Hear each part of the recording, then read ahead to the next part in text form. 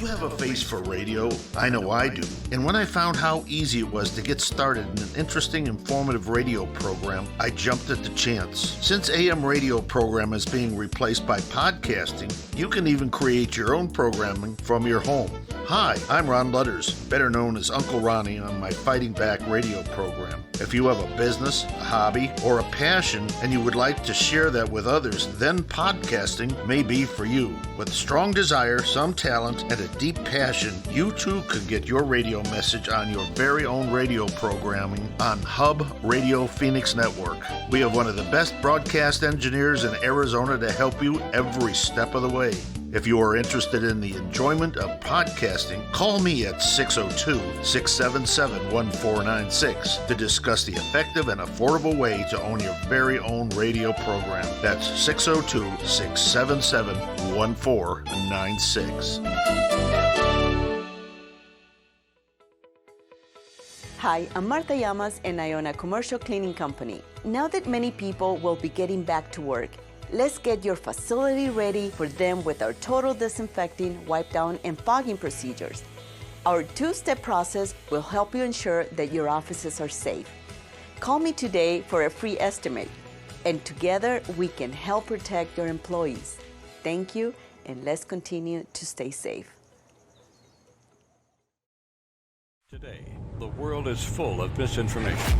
News stories on the surface may seem real, but under closer scrutiny are fake. Corruption and fraud are everywhere.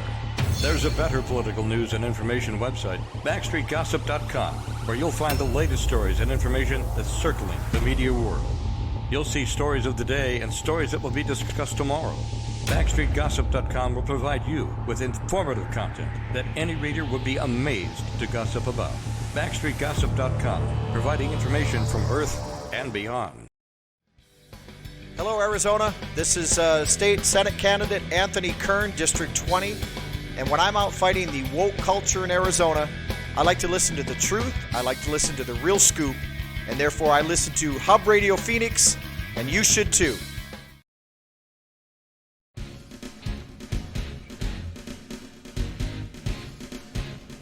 Welcome to Fighting Back, news talk, current events, and political commentary.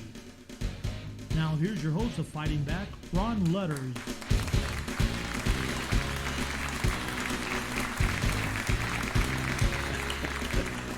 Thank you for the applause. I really appreciate that, as always. Yes, and our crowd gets bigger every single show. It's costing me more money to pay them to applause. Like, we can't afford this that applause anymore. sign was very expensive, too. Very so expensive. At any rate, welcome to Backstreet Gossip. We're here tonight, Monday night.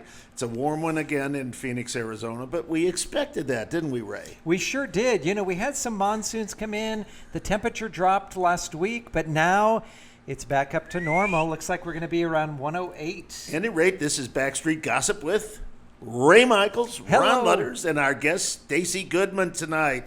And Hi, she's Stacey. we're gonna interview her on her latest. Well, it's her first book actually, and it's an interesting one. It has to do with the goings on at 911 down at the Twin Towers in New York City. And we're going to get into that in a lot of detail. And she's got quite a story. But before we do, welcome to the show.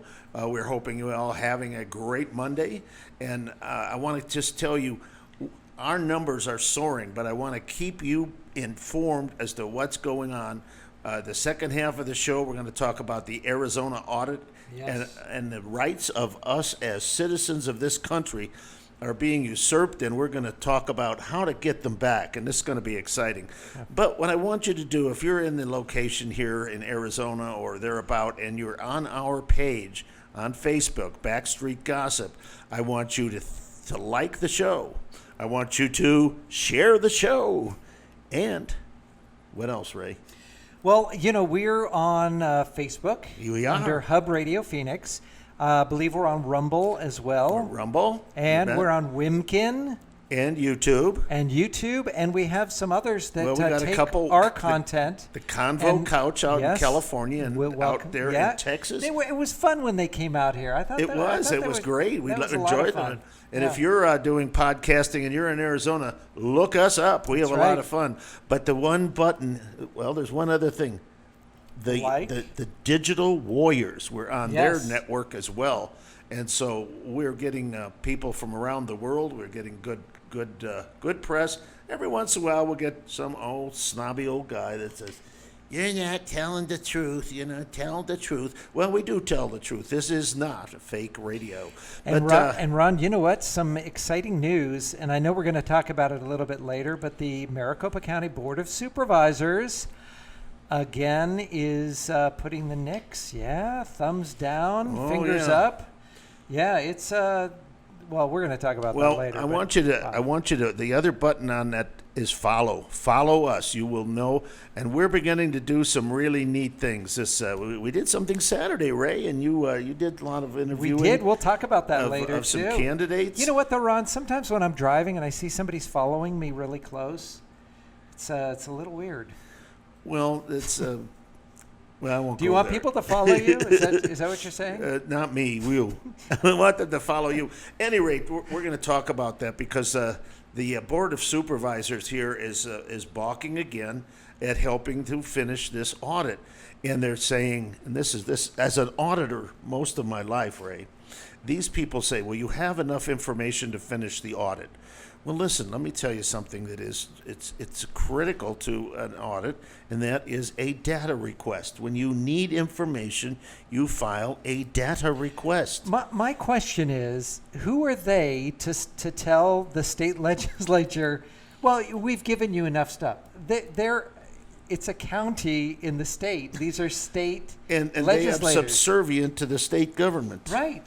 Who has So I don't understand. It's like a child telling. They have the plenary responsibility. It's like a child in school telling the teacher, no, I've taken enough tests. Yeah, I'm That's not gonna enough. take any more." I don't need to take any more. That for some reason they forget that they're public servants. They're supposed to be statesmen. They're supposed to represent the people of Arizona, and the people of Arizona want this audit. And the people Let of them have America it. want it too. They do. We demand. We're not asking anymore. We're demanding to know what happened in this election. Ron, I know that you love the Constitution. What does the 10th Amendment say? Those powers that are not reserved for the federal government belong to the state. Or to the people, To the people. respectively. Yes. And that's so true. We forget that it is we, the people. No, the federal government. Wrong, Ray, wrong. We don't forget. Oh, The elected officials forget they do. that they work for us. We do not work for them. That's right. And the federal government was established by the states to do three main functions: protect our borders, interstate commerce, meaning the states play nice together, and to sign foreign treaties. Those are the three main things that the federal government is set up for. It's not to control your health care decisions. It's not to control your life on a daily basis. The federal government is just supposed to make sure that the 50 individual states that have complete sovereignty, that they are running and playing fair with each other. I see you graduated from grade school because that's where we learned most of this stuff. Yes, the do you first remember time. that? Yes, How to be we a had to good learn person. about our country in grade school and Yeah. high school, and where I went to school in Illinois, even in college, we had to The take land a test. of Lincoln. The land of Lincoln. We had to pass classes on Constitution. You know, they used to teach, it was number one, when the whole public education system started, they wanted to teach you how to be a good person and how to be a good citizen, because you cannot self-govern without an educated populace. And Stacey, you know this. Oh, yes. All right. I'm excited to hear about you, Stacey. Stacey, can we go into this now, Ron? We're ready to go. Let Yeah. me hold her book up one more time. Hold that up. It's hard to see, but on the cover is some of the disastrous landscape after the 911 And who towers doesn't remember collapsed. where they were when that happened? And you know, it's funny. We have MJ here, and he was in the Marine Corps. Of course, we had him on the show a couple of weeks ago, and he was saying he's a young man. He says, I just barely remember anything about this. Yeah. And to us, this seems like yesterday. Yeah, it sure I can does. quote where I was at all times. I can tell you where I was when I first learned. I can tell you where the buildings went down. I know where I was. And I remember that day very well, even at lunchtime. We went out to lunch, and we decided, a bunch of us said, let's go donate blood. And we went to go to the blood bank, and the cars were blocks long. 2 blocks long. Couldn't even get near the blood banks. That's how Americans reacted That's to right. this tragedy. That's right. Because we are Americans. So we have Stacey here, and Stacey, I guess it's unfortunate to say that you were there. Stacey, I'm not sure give us a anybody little bit of preferred background. to be there. Yeah, tell us a little bit about yourself, where you're from, what your experience is, and then what happened on that tragic day. Okay. My name is Stacey Goodman, and this is my book, The Dust Never Settles. It's about my life, my career in law enforcement, and my work at Ground Zero. I was a Suffolk County police officer, Suffolk County, Long Island, New York, for 21 years. I retired as a detective and moved out to Arizona so I could breathe better.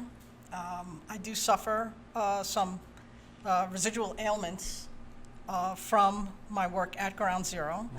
Wow. Mostly with breathing and lung issues and sinus issues and GERD, they call it, and Right. a few other asthma.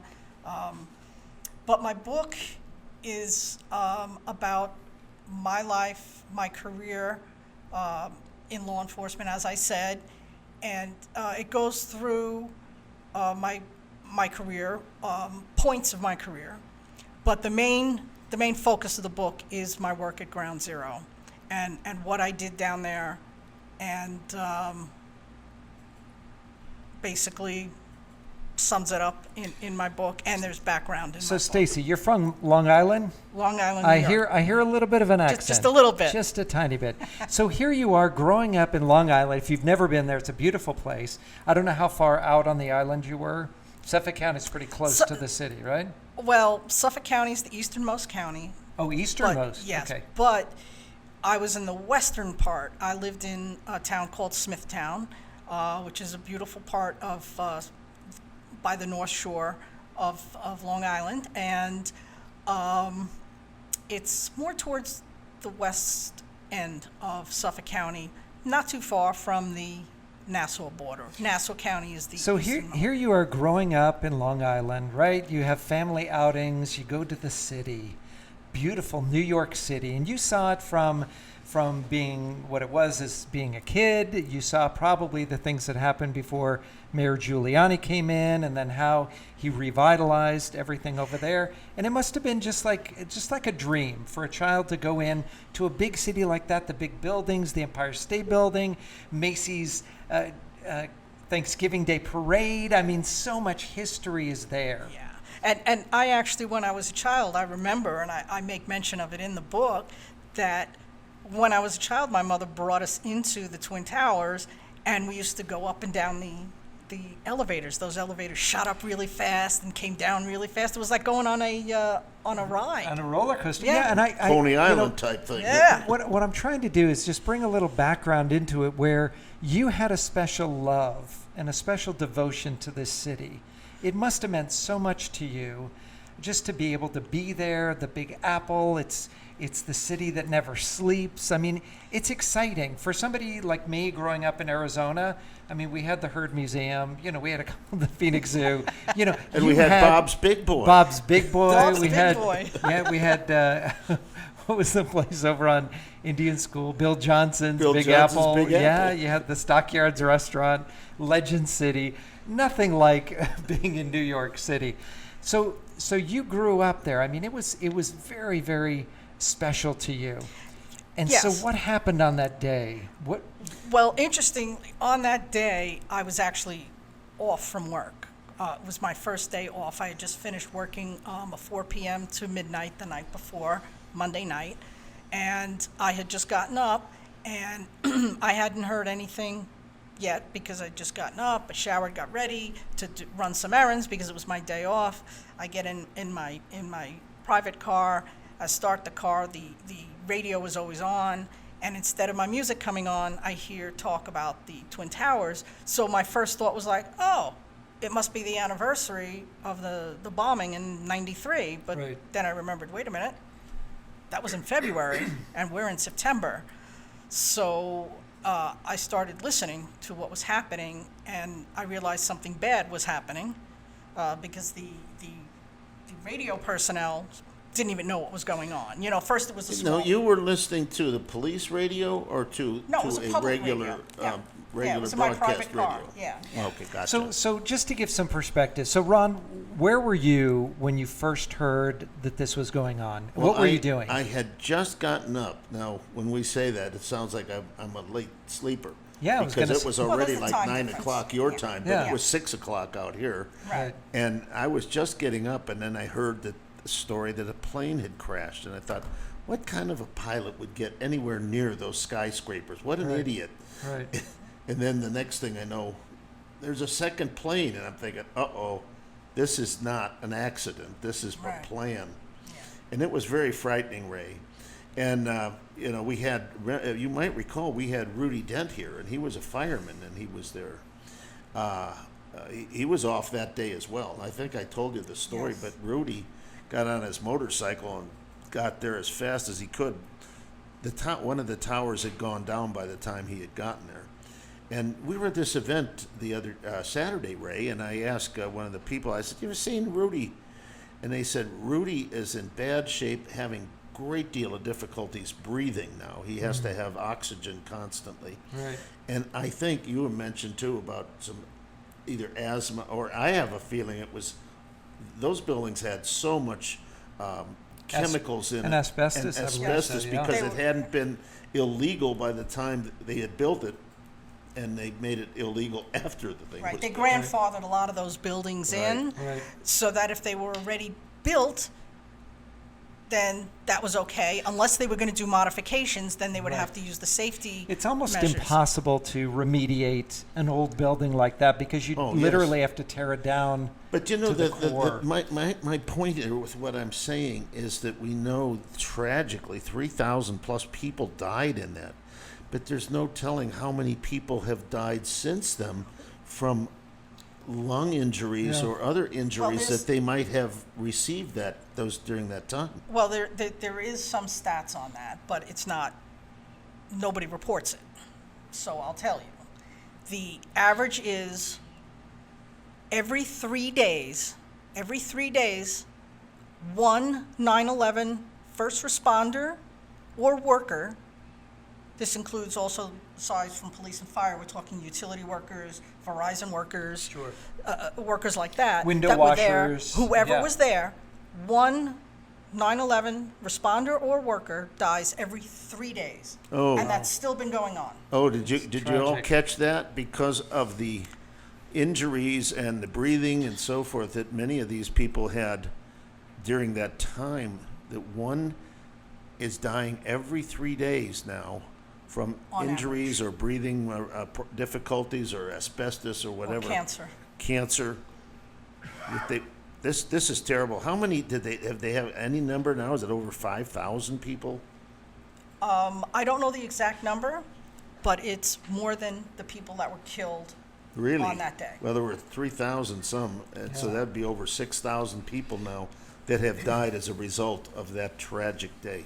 So I remember this day very well. I was actually on tour doing speaking engagements for the ski industry. We were in New York City about a week before, maybe a couple days, 5 days before, and we had flown to Fort Lauderdale to do a show there, and then we got on a plane and we flew directly to Tampa. And as we landed in Tampa, we got off the plane. We were doing these very early flights, and we got into the rental car and we heard this and we were like in shock. I mean, we were just in the air, just there to see everybody in New York. And then we went to our hotel and we watched the second plane hit and the towers come down, and we said, this is it. We've skipped that day and we went directly to Orlando, where everything was grounded then for the next, I think, 3, 4, 5 days over there. So Stacey, so you were out on the island at the time? Yes, I lived on Long Island at the time, yes. And how much to commute from the island into the city? Well, on a normal day, my house was approximately 55 miles from Manhattan, and that could take a couple of hours depending on traffic. So your commute every day was No, I didn't work for the NYPD. I worked Okay. for the Suffolk County Police Okay. Department, so my commute was about a mile or two. Well, was that the Okay. sheriff? Usually the county is the sheriff's department. No, if you look on the, certain states have laws that if the populace is more than 1 million, then the police control. So the sheriffs in Suffolk County would basically handle the prisons and prisoner transports to the courts. So the county actually did have a police department, not a sheriff's Yes, department. the police department controlled most of the And day-to-day. how big was the sheriff's or the police department there? The Suffolk County Police Department has approximately 2,400 sworn members. And the populace of Suffolk County that they serve is about 1.4 million. Okay, and you were a beat officer? I started out as a uniformed patrol officer, yes. And at this time, what were you? You told me I- you were a detective, but at what? I retired as a detective, yes, but at the time of 2001, I was a police officer with 6 years on the job. So you hear the news, it's on the radio, and it just must have been a shock to you. And I'm sure you were there. What happened after this? Did you get a call from your superior? Did you No. initiate something? What I happened? initiated something. Once I realized what was going on that I heard on the radio, I drove to the precinct. I worked at the 4th Precinct in Smithtown at the time, so it wasn't too far from my house. I drove there, walked in, went to one of the guys in one of the units, and they had a small TV, and they were all watching. And I asked one of the guys I recognized, does anybody know what's going on? They all just shook their heads, and we watched the TV, and the next thing you know, a second plane comes in, and that's when we knew that this was no accident. It was a terrorist attack. Yeah. Yeah, I mean. We knew that it was a planned attack. Okay, so what happened? I mean, the shock, just. Well, I there can't was, even imagine how everybody felt watching this on television. What was your immediate response? Well, I went to my lieutenant, my uniform lieutenant, and I said, "Do you need me? What can I do?" And at that time, we didn't know.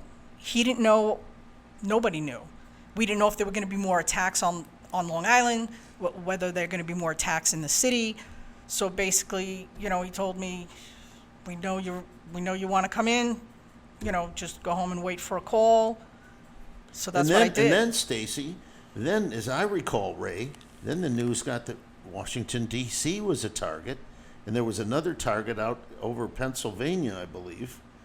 And then we all began to think, whoa, us out west were thinking, well, maybe L.A.'s a target. Maybe Phoenix is a target. Right. And it began to get pretty scary once you found out that this was multiple aircraft that were being used as terror tools. Well, correct me if I'm wrong, Ron, because you know this a lot more than I do, but I think this was the first time that there was actually an attack right here on U.S. soil. I mean, I know Hawaii, obviously, Pearl Harbor, but was there ever an attack on U.S. soil after that? There was one attack on U.S. soil, which is a really funny thing. There was an attack back in, I think it was the Mexican-American War, where aircraft were being used for one of the first times, and it was down in Naco. And Naco is a border town, ladies and gentlemen. Part of it's in the United States, and part of it is in Mexico.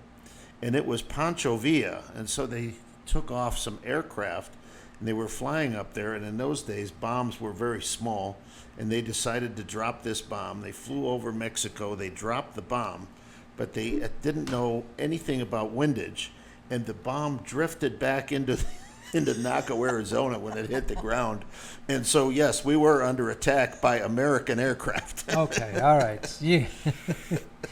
That's a part of history we don't care to remember. That's right. That's right. But I don't think there was ever a time when we were actually under attack on U.S. soil, other than what happened in 1941. The War of 1812, obviously, was. I'm talking about after 1941. No,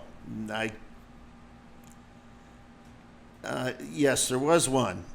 it happened to be where the Japanese had put some air balloons, and they had fire bombs, and they sent them up into the jet stream, and they did land in parts of, I think it was Washington State, and started some fires in the forests.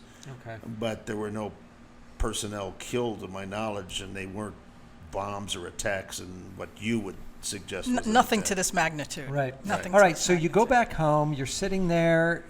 You're wondering how you can help out. You get a call. I get a phone call from what was then a volunteer agency that I was a part of called DMORT, or Disaster Mortuary Operational Response Team, which was under Health and Human Services, or HHS then, which is now under Homeland Security. I get a call from them. They activated me, and I packed my bags. And What about PPEs, personal protective equipment? Did they supply some of this? they supply everything. The federal government supplies everything. DMORT is mostly made up of medical professionals that volunteer their time and help in both man-made and natural disasters, anywhere where there's going to be mass casualties. So you head into the city. You were probably with a team of people. I was with my Right. with my unit, yeah. And so you get in, and what do you see? It's very hard to describe. It was hell, basically. It was like coming up onto a movie set. You know, we went through the Battery Park Tunnel, which lets you right into where the downtown area where the Twin Towers Right. stood. And you come up. I got there at night on September 12th, and with my unit, and the only way to describe it is to say that it was just swirling dust, and I didn't recognize anything. It looked like the moon landing. I mean, it was just everything was gray. We had seen these big clouds of white ash or powder. Yeah, that was And the buildings. It was covered, from photographs I've seen, almost like a moonscape. That's exactly what it was. And this gray ash was everywhere. You know, you think these two massive buildings come down.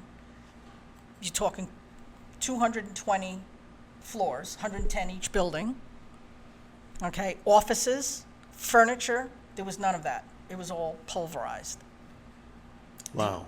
The only thing that I did see was, twisted steel, concrete. So you went down there for the specific purpose of... I was assigned as a logistics specialist since I didn't have any medical training. My job was to assist the medical examiner and any other medical person that was part of DMORT. I was to make sure that they had all the supplies that they needed, and the tents were set up, and I was stationed in the makeshift morgue, which was right next to the pile. And when they started bringing victims in, the chief medical examiner looked at me and he's like, "This is a federal crime scene. You're a police officer and you've been sworn in as a temporary federal agent. You have to do preliminary identification. I can't touch the body until you do." Ooh. Wow. And when you say bodies, we're talking about pieces of bodies. Well, right? At the beginning, we had full remains come in. I explained that a little bit in the book. So at first it was full bodies, and then it was parts and pieces. Now was this? I know that you were an officer at this time for about 6 years, but under normal circumstances, does a police officer see what you saw with this tragedy? No. I mean, this was all new to you. No, this was all new to everybody. It was really making the rules up as you go. And Yes. And the other thing, Ray, that is so heart-wrenching, I mean, you're down in the lower floors like these police officers, firemen were, and this whole building falls on top of you. You can imagine what was left of some of these people when a 100 stories building falls on you. I'm sorry you had to see that. I'm sorry that anybody had to see that. That was totally uncalled for. Now, let's get back to the morgue now. How long did this take place? We were talking before the show, Ray, you weren't here yet, but that some of these bodies were down almost where there was no oxygen, and as they took some of the debris off, then you had oxygen hit, and small fires erupted. Right. It was very hot as the layers, and you have to remember something about the towers is that they had parking garages and a shopping center underground. So everything compacted into that, so there were air pockets down there that kept everything hot and kept flames going down there. So there was burning down there, and when the firemen pulled off some steel or moved, they had one of the massive cranes pull off these large pieces of steel, and it met with more oxygen, these flare-ups would happen, and they would have to put that out before they could go in and get remains. And then the remains would come to us, and they'd be very hot. And if you couldn't touch buckles, you had to be very careful so that you didn't burn yourself. This has to have been a horrible experience. It was a very traumatic experience. It's very hard for me to talk about it. Even to this day, it's almost like military personnel PTSD. Yeah. I've been diagnosed with PTSD. I have nightmares. Not as bad as they used to be, but when September rolls around or we get close, it becomes very difficult. And writing this book has brought a little closure, and it was a little cathartic for me. But it took a long time, and I actually needed assistance with it. To put it all together. How can people get this book? Well, you can go on to, I had a wonderful webmaster design a webpage for me, Stacey Goodman book.com. That's Stacey, Stacey, Goodman, Goodman, book, and there's her name on, Book. there it is on screen now. .com. There it is right on screen. Thank you. And you can go there, and there's wonderful pictures, and you can order the book right on my website, and you can read all about me and look at all the different things that my webmaster has put on that site for you. It's a beautifully done website, and yes, please, it's free to take a look at the website, and I hope you will consider purchasing a copy of my book. So, Stacey, how old is the book now? The book is 2 weeks old. 2 weeks. It's just a baby. It's a baby book. Now, have you thought about doing it for like an audiobook? Have you thought about reading it yourself, recording it so people could get it on some of the audiobook providers? I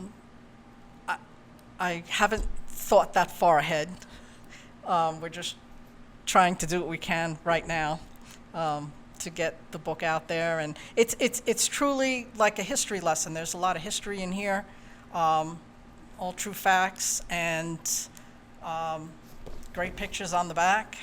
So it's been 20 years in the making for this book.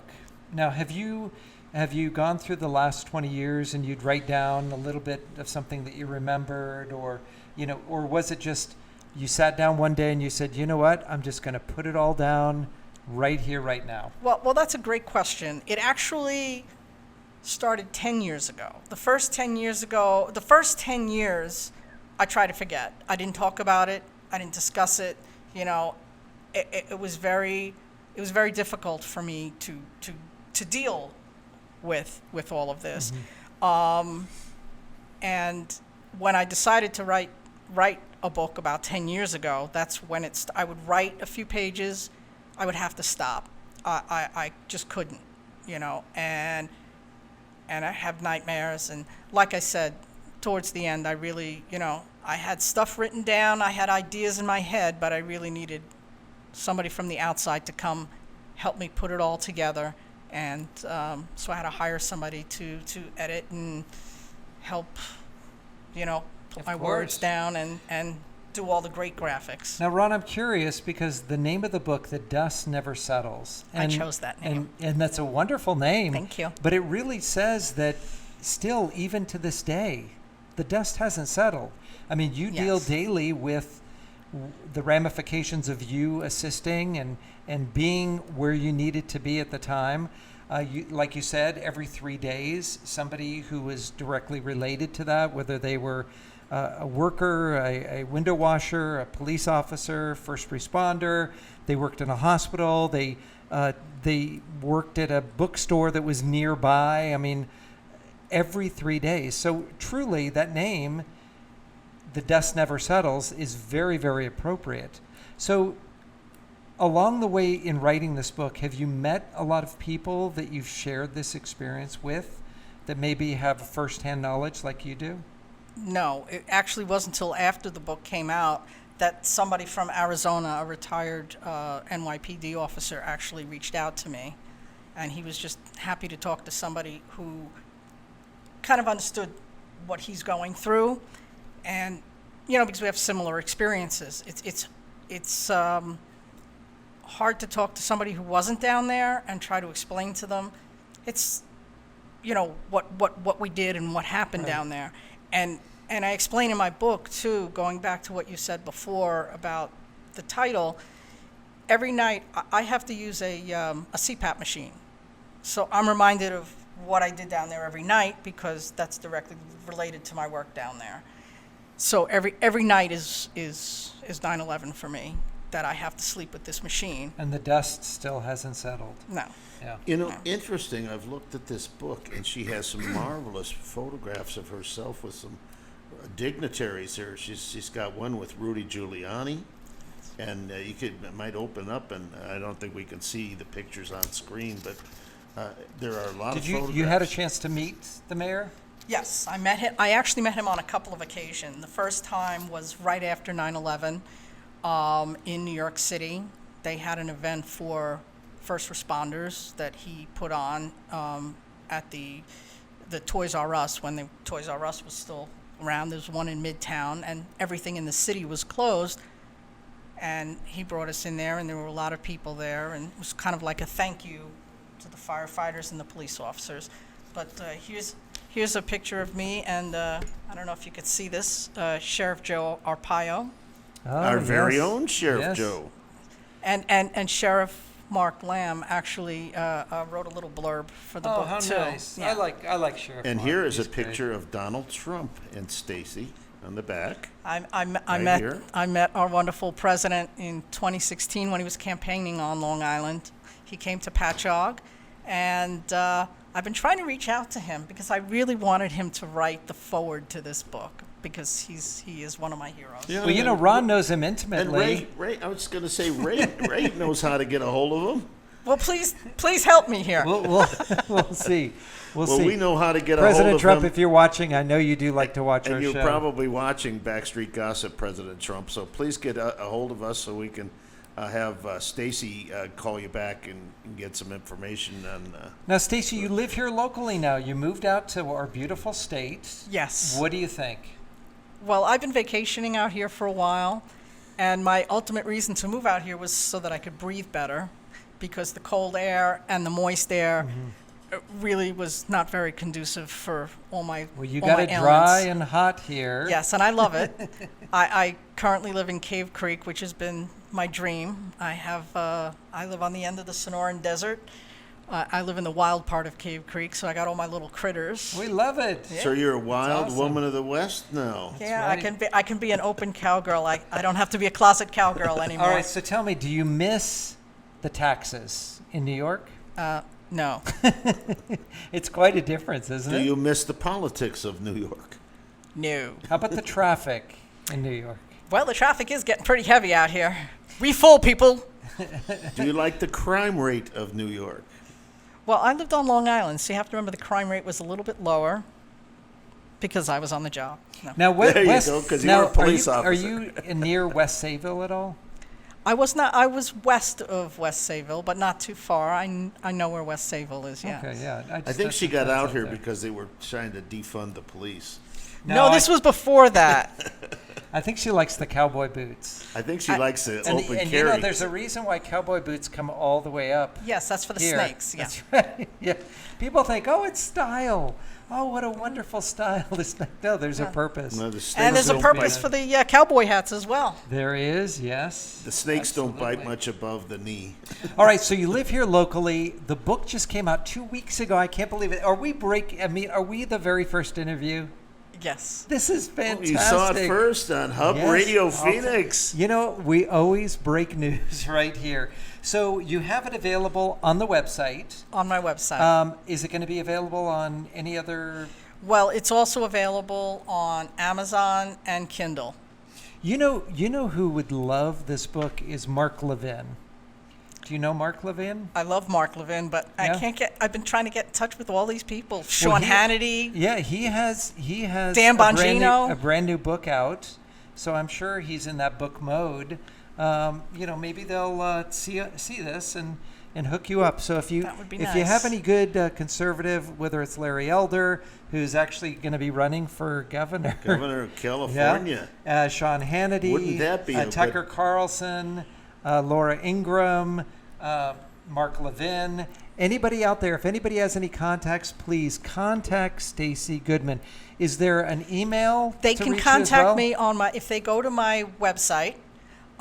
There is a place to contact me on my website. What's the website? Can we bring that up again, Neil? Can we bring that website up one more time? And of course, you can get a hold of us at Hub Radio, 602-677-1496. So you Yes. can get a hold of us there as well. Stacey Goodman book. Now, with a name like Goodman, it's got to be good, right? Yes. Yes, absolutely. Now, tell us a little bit about your family as well. Husband, children, sisters, brothers. Well, I'm single. Okay. All right, you hear that, everybody? Single Stacey's and available. All right, Um, she's available right here. That's another breaking news right here on Hub Radio Phoenix. We'll start a dating service right here. That's right. That's right. My family's, I think, very upset that I wrote this book, as are some other people, Your family's upset. because You mentioned them? they preferred not to have their names mentioned. However, my older half-brother, who unfortunately passed away from cancer, was a writer, and I actually wanted to collaborate with him on this book, so I dedicated this book to him, and his name is mentioned in the book. He was always very supportive of me. When I told my family that I was going to become a police officer, my mother said to me, and I quote, "I fucking hate cops." So my older brother was the only one who showed up at my beep. Delayed. Oops. It's a delayed beep. Was the only one who showed up for my police graduation, and who supported me throughout. Even though we had different ideas, my family's very left-leaning, and yeah, they do not like the idea of this book because they think that I'm going to say mean and bad things about them, which I didn't. And yeah, so I'm basically out here. I have my friends out here, and Stacey, correct me if I'm wrong, but doing what you do and being, it sounds like you were the black sheep of the family, right? You had your Yes. own independent mind, Yeah. your own independent thoughts. When you go into a law enforcement or really any first responder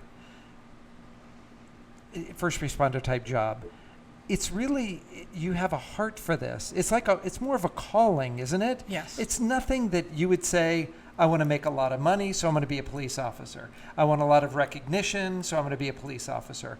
I want to have affluence, so I'm going to be you don't do it for any of those things. No. Why did you decide to step out of the family norm and think for yourself and want to be out there and serve?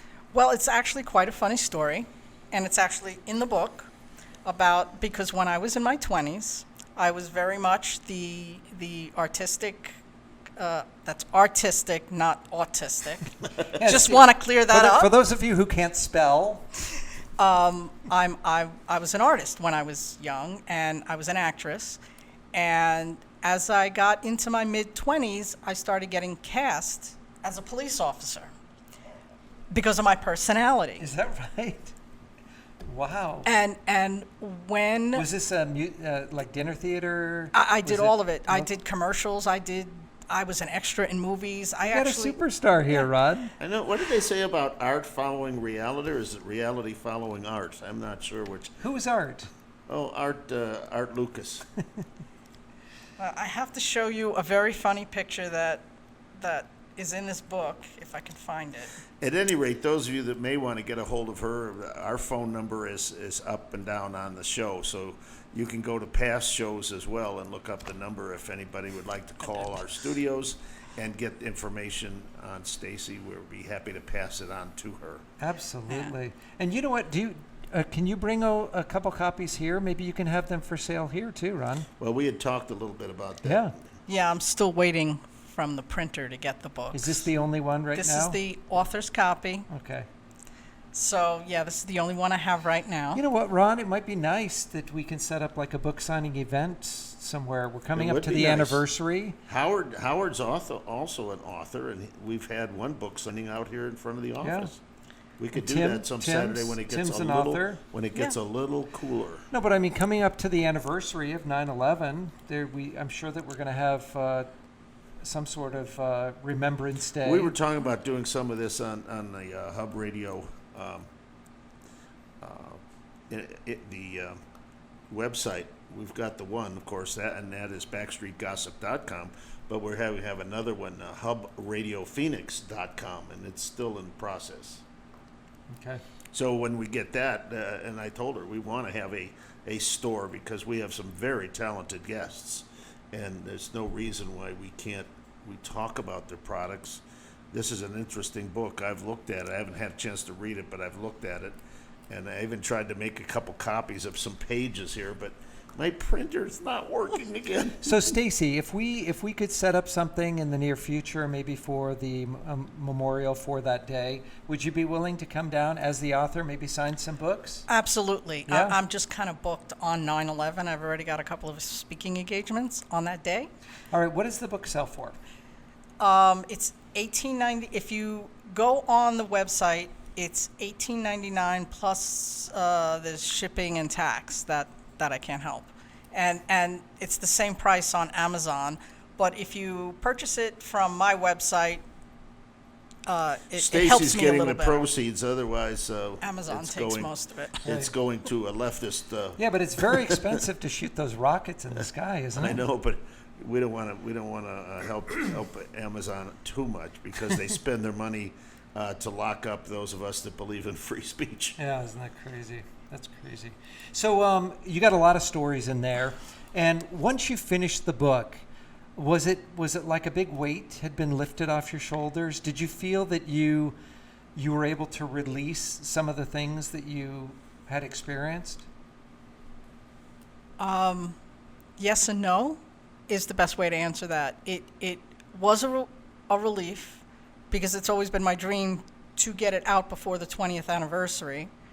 And if it wasn't for James, I never would have. He's the engine behind this, and I acknowledge him. Now, do we know James? He's my webmaster, genius, everything, editor.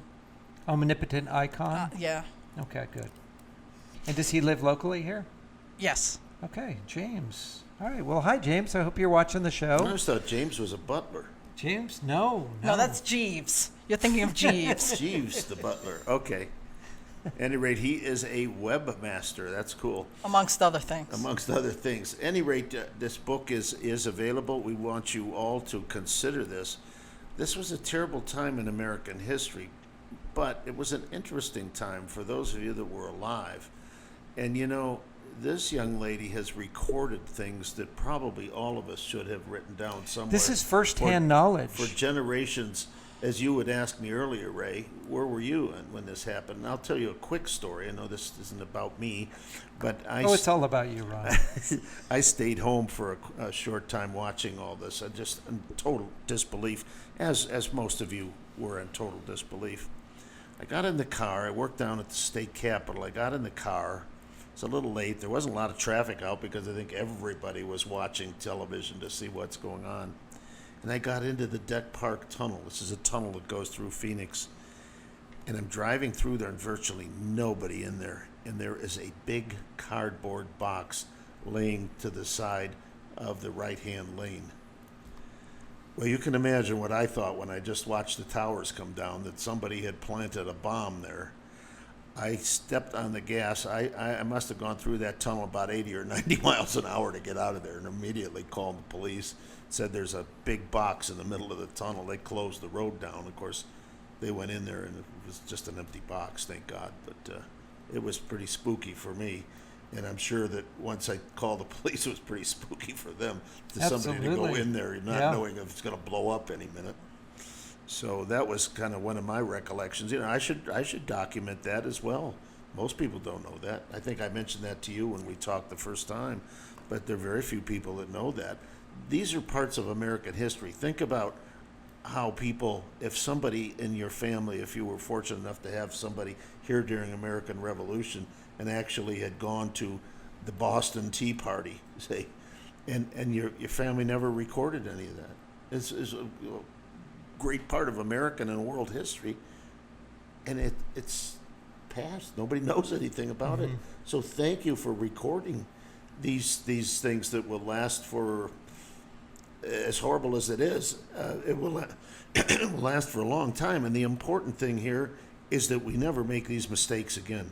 We do not allow people into this country and teach them how to take airplanes off, but never land them, whatever they were doing. Well, they were trained here in Arizona, They were if I trained remember right. in Arizona. Some of them were. I think they were at Embry-Riddle, weren't they? Didn't one of them go to Embry-Riddle? Not which is sure. an aeronautics school? Yeah. One of the best in the nation, in the world. But at any rate, a lot of these people had no business being here, and I think today we use a lot more judgment as to who we let in. Well, you know, it's... Well, we used to use a lot more judgment. Yeah. Well, under since this last election, pardon me, we're not using a lot of good judgment in this country today. And one of the things, of course, you know, we're talking about COVID, and everybody's, we're all good. So they're letting thousands and thousands of illegal aliens in without as much as a test to see if they're ill. Now, Ray, last week we talked about this very issue. On Ellis Island, if you came to Ellis Island, they would give you a physical exam. If you were ill, guess what? You get back on the boat and they take you back to your home country. They didn't allow people in here that were bringing diseases into this country. Right. Now, people are bringing it in. They're telling everybody you need a shot unless you're an illegal alien, then you don't need anything. It's just absolutely crazy. You don't need anything but my tax dollars, apparently. Yeah. Right. Hate to turn your segment of the show into a political statement. So you ended up being a detective. You went through this whole experience, and when, after this event, did you become or want to go and be a detective? Well, I was told I was going to be a detective. You were told. I was You had that much talent. I don't know if I would put it that way, but I was a good street cop. And I was an active street cop. Actually, one of the stories in my book, I actually caught a terrorist. Did you? Really? Yeah. Yeah. Because you just... In what chapter is that? You saw the signs? Can you show us what chapter that is? I don't remember exactly what chapter it's in. Can't be near the front. No, it's not. So you became a detective. How long after this? That was 2008. Anyway, we can't find that, but if you want to know what it's like for a police officer to actually interdict a terrorist, and I got in trouble for it. You got in trouble for figures. apprehending a terrorist. Yes. Okay, tell us about that. We got to listen to this one. Okay, so in 2004, after the attacks in Spain on their trains, Right. the MTA, or the Metropolitan Transportation Authority in New York, which maintains control over the Long Island Railroad, or the LIRR, which is the largest commuter train in North America, they were concerned about people on the tracks, so they gave us, as local police, permission to make arrests of anybody on the tracks. So one day I'm on patrol. I'm coming back from an assist with another unit. It was a warm summer night. And there's this guy, little Middle Eastern guy with a 7-Eleven jacket. Can't make this stuff up, walking on the tracks. So I pull a patrol car over, get out. He takes one look at me and does a U-turn. Then I come around the other side, grab him, cuff him, put him right in the front seat of my car. You know, go over the radio and hold myself out with a suspicious circumstance. And I start talking to him, and he's giving me a name and gives me a name because he's got no ID on him. You know, I search him to make sure he doesn't have any weapons on him, and the only thing he's got on him is this little black book with these phone numbers that start with 202 area code, which is Washington, D.C. Which is Washington, D.C. And I'm like, what is he doing with this? And Maybe he's a Democratic aide for yes. a Well, when he legislator. starts praying to Allah in my car, In your car. I know there's a problem. So I immediately, contact the appropriate unit to come down, and they're like, you wait right there for us. And while I was waiting for them and trying to talk to this guy, he was not being too cooperative. So to pass the time, I said to him, so how does it feel? And he just looked at me, and I said, not only did you get caught, but you got caught by a woman. I thought he was, Ooh. if he wasn't in handcuffs, he would have killed me. Yeah. He would have No, killed me. absolutely. Oh, my. But yeah, this was the story of something nightmares were made of, because his intention was to mess with the switchings on the train. And as the MTA captain, who I think it was the captain or a chief, told me later on that he claims that I'm responsible for saving hundreds, if not thousands, of lives. Wow. So, That is amazing. and I just got yelled at by my department, and Why did they yell at you? What was the reprimand for? beats me. doing my job, doing it well, doing it too well, And doing it better than everyone else. probably I'll piss some say- people off. Well, Stacey- we have the music playing here, and you know what that means? We've got to take a break, and we've got to move to our next segment. You have been watching Stacey Goodman, author of The Dust Never Settles, and That's right. we're gonna we'll Can we probably put that up carry one some more of this time, book. the websites? We'll probably carry some of these books here if she would like us to. We're happy to do that, and happy to steer people your way. So Thank it's you. And we thank you so much. StaceyGoodmanBook.com. That's it. StaceyGoodmanBook.com. Check it out. Read her book. Buy it on her website. Thank you so much, Stacey. Thank What a you. pleasure. You've been Great listening to have you Hub here. Radio Phoenix, and we will see you on the other side. Do not go away. Awesome. You All did right. it.